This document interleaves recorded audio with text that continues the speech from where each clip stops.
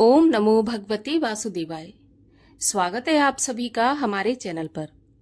आज के इस वीडियो में हम बात करने वाले हैं एकादशी व्रत के पारण के बारे में। एकादशी के व्रत का पारण शास्त्रीय और सरल विधि से किस प्रकार करना चाहिए, आज के वीडियो में हम इसी पर बात करेंगे। तो वीडियो को पूरा देखिए, वीडियो बहुत महत्वपूर्ण है। और अगर वीडियो आपको पसंद आता है तो लाइक अवश्य करिए। आपके लाइक से हमें पता चलता है आपको वीडियो पसंद आया। और साथ ही साथ अगर आपने चैनल को अभी तक सब्सक्राइब नहीं किया है तो चैनल को सब्सक्राइब करके बेल आइकन पर क्लिक कर लीजिए। तो चलिए शुरू करते हैं आज का वीडियो। तो देखिए, एकादशी का व्रत 3 दिन का नियम पालन करने के बाद पूर्ण माना जाता है। जब तक 3 दिन का नियम पालन नहीं होता है पूरे विधि विधान से, तब तक एकादशी के व्रत को पूर्ण नहीं माना जाता है और इसका पुण्य फल भी प्राप्त नहीं होता है। तो दशमी से लेकर द्वादशी तक अर्थात व्रत पारण तक एकादशी के नियमों का पालन। अगर हम दशमी के नियमों का पालन करते हैं, एकादशी के नियमों का पालन करते हैं, परंतु द्वादशी के नियमों का पालन नहीं करते, तो एकादशी का व्रत पूर्ण नहीं माना जाता है, पूर्ण रूप से फलीभूत नहीं होता है। तो इसीलिए पारण का विशेष ध्यान रखना होता है।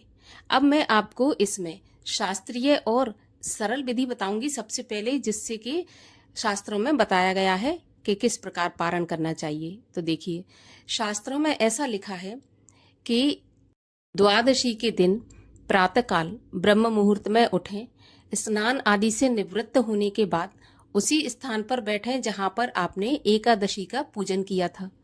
उस स्थान पर बैठकर आप एकादशी की तरह भगवान श्री हरि विष्णु का पूजन करें। उसके बाद 7 भुने हुए चने आपको लेना है।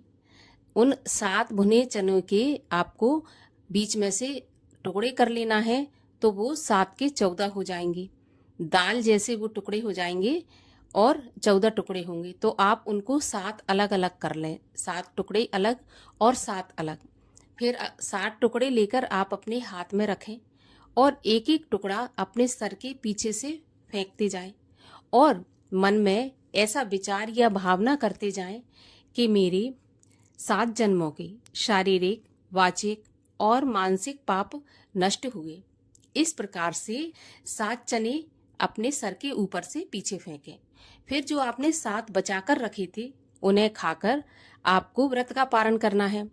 आप वो 7 टुकड़े खा लें, फिर उसके बाद आप जल पिए।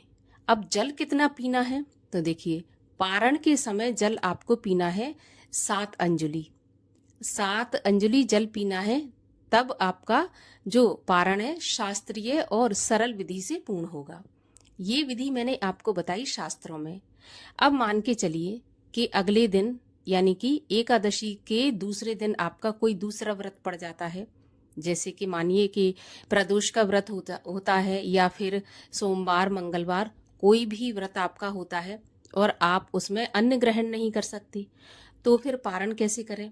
तो ऐसा बताया गया है कि फिर आपको पारण तुलसी दल से करना चाहिए, गंगा जल से करना चाहिए। जब आप गंगा जल लें पारण के समय, तो आप 1 गिलास पानी में थोड़ा सा गंगा जल मिलाकर पानी आपको उसी हिसाब से पीना है 7 अंजलि। अंजलि होता है अपनी हथेली में पानी लेकर 7 बार पीना है।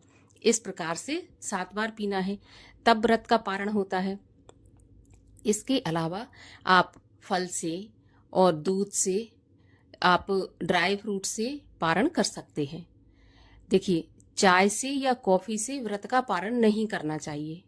आप पारण करने के बाद चाय कॉफी पी सकते हैं, लेकिन पारण करते समय चाय कॉफी से आप पारण न करें। तो इस प्रकार से आपको पारण करना है। जब आप तुलसी दल से पारण करें तो ध्यान रखना है कि तुलसी दल को आपको चबाना नहीं है, निगल लेना है, क्योंकि तुलसी दल को चबाया नहीं जाता। तो इस प्रकार से पारण करें। अब शुद्ध एवं सात्विक भोजन से भी पारण किया जा सकता है। आप बिना प्याज लहसुन का भोजन, या फिर ऐसा माना जाता है कि एकादशी के दिन चावल नहीं खाए जाते, परंतु द्वादशी के दिन चावल खाना अनिवार्य माना जाता है। अब कभी कभी ऐसा होता है कि बहुत ही सुबह सुबह व्रत का पारण करना होता है और चावल नहीं बन पाते हैं, तो फिर आप एक दाना या 2 दाने कच्चे चावल के लें, उनको चबाकर आप अपने व्रत का पारण कर सकते हैं। ऐसा नहीं है कि चावल आपको बनाकर ही खाना है। अब पारण के पहले जो ध्यान में रखना है वो नियम ये है कि पारण के पहले आपको एक ब्राह्मण को भोजन कराना है। अगर किसी वजह से आप घर बुलाकर ब्राह्मण को भोजन नहीं करा सकते या ब्राह्मण उपलब्ध नहीं है उस समय पर, तो क्या करें, और पारण भी करना है, तो आपको एक ब्राह्मण के भोजन की कच्ची सामग्री, जिसको कि हम सीधा बोलते हैं, वो अलग निकाल के रख दें। अगर उसी समय आप भेज सकते हैं या पहुंचा सकते हैं ब्राह्मण तक या मंदिर तक तो पहुंचा दें। अगर नहीं पहुंचा सकते तो अलग निकाल के उसको रख दें और द्वादशी के दिन किसी भी समय आप मंदिर में दान करा सकते हैं। तो इस प्रकार से अलग निकाल के रखें। दान के साथ में दक्षिणा भी रखें, क्योंकि बिना दक्षिणा के दान भी पूर्ण नहीं माना जाता। तो इसलिए, और आप जब सीधा लगाएं तो उसमें 1 बोतल पानी की भी रख दें। सीधे में आपको कच्चा आटा, दाल, सब्जी, चावल, घी, नमक, मिर्ची, यानी कि एक थाली में जो भोजन होता है ना किसी के भोजन करने के लिए, वो सारी सामग्री आप सीधे में लगाएं और दक्षिणा के साथ किसी ब्राह्मण को या किसी मंदिर में दान करवा दें। तभी अपने व्रत का पारण करें, तभी ये पारण पूर्ण माना जाता है। और एकादशी का व्रत भी तभी पूर्ण माना जाता है।